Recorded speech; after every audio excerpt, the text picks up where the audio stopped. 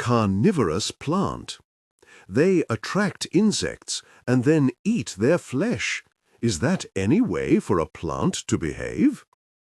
The naturalist and author of Origin of Species, Charles Darwin, was fascinated by carnivorous plants.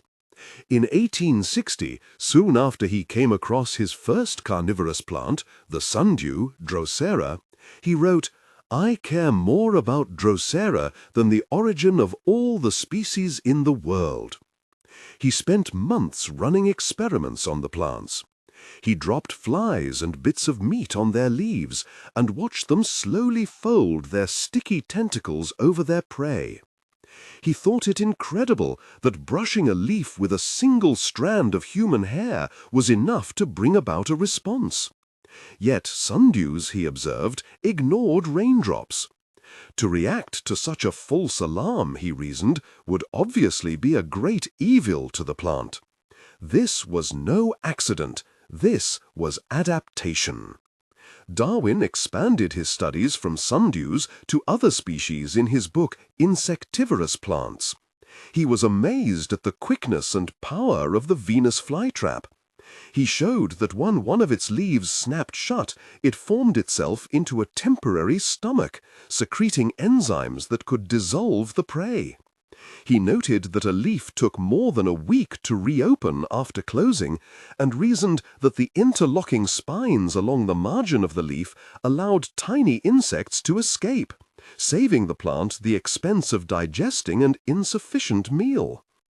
Today, biologists using 21st century tools to study cells and DNA are beginning to understand how these plants hunt, eat, and digest, and how these strange adaptations came about in the first place. Alexander Volkoff, a plant physiologist at Oakwood University in Alabama, believes he has figured out the Venus flytrap's secret. This, Volkoff declares, is an electrical plant. When an insect brushes against a hair on the leaf of a Venus flytrap, the movement sets off an electric charge. The charge builds up inside the tissue of the leaf, but is not enough to stimulate the snap, which keeps the Venus flytrap from reacting to false alarms, such as raindrops. An insect, however, is likely to brush a second hair, adding enough electric charge for the leaf to close. Volkoff's experiments reveal that the electric charge travels down fluid-filled tunnels in a leaf, which opens up pores in cell membranes. Water rushes from the cells on the inside of the leaf to those on the outside, causing the leaf to rapidly flip in shape from convex to concave, like a soft contact lens. As the leaves flip, they snap together, trapping an insect inside.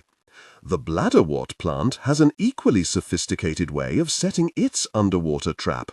It pumps water out of tiny air sacs or bladders, lowering the pressure inside.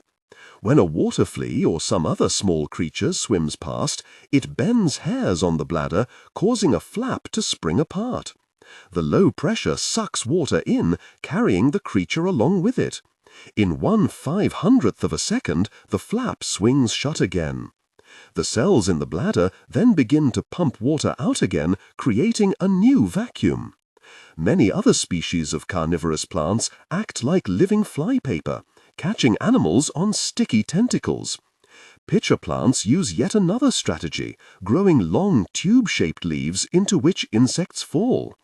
Some of the largest have pitchers up to 30 centimeters deep and can consume whole frogs unlucky enough to fall into them. Sophisticated chemistry helps make the pitcher a death trap. Nicholas Gotelli of the University of Vermont is trying to figure out what evolutionary forces pushed these plants to meet. Carnivorous plants clearly benefit from eating animals. When scientists feed pitcher plants extra bugs, the plants get bigger. But the benefits of eating flesh are not the ones you might expect. Carnivorous animals, like ourselves, use the carbon in protein and the fat in meat to build muscles and store energy. Carnivorous plants, however, take nitrogen and phosphorus from the flesh in order to build light-harvesting enzymes. Eating animals, in other words, lets carnivorous plants do what all plants do, grow by taking energy directly from the sun. Unfortunately, they do a really bad job of it. That's because they have to use a lot of energy to make the equipment they need to catch animals, the enzymes, the pumps, the sticky tentacles, and so on. A pitcher or a flytrap is not very good at photosynthesis because, unlike plants with ordinary leaves, they do not have flat solar panels that can absorb lots of sunlight. Gotelli suspects that only under special conditions are the benefits of being carnivorous greater than the costs. The poor soil of bogs and swamps where many carnivorous plants grow offer little nitrogen and phosphorus, so carnivorous plants enjoy an advantage there over conventional plants. Also, bogs are often flooded with sunshine, so even an inefficient carnivorous plant can carry out enough photosynthesis to survive. They're stuck, and they're making the best of it, says Aaron Ellison at Harvard University. Unfortunately, the adaptations that enable carnivorous plants to survive in harsh habitats also make them extremely sensitive to environmental changes. Chemical fertilizers used in agriculture and pollution from power plants are adding extra nitrogen to many bogs in North America.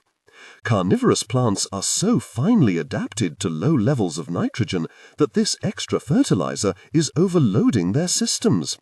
Humans also threaten carnivorous plants in other ways. The black market trade in exotic carnivorous plants is strong, but even if this can be prevented, carnivorous plants will continue to suffer from other dangers. Their habitat is disappearing, to be replaced by shopping centers and houses. The suppression of wildfires by government agencies allows other plants to grow quickly and outcompete the Venus flytraps. Good news, perhaps, for flies, but a loss for all who delight in the inventiveness of evolution.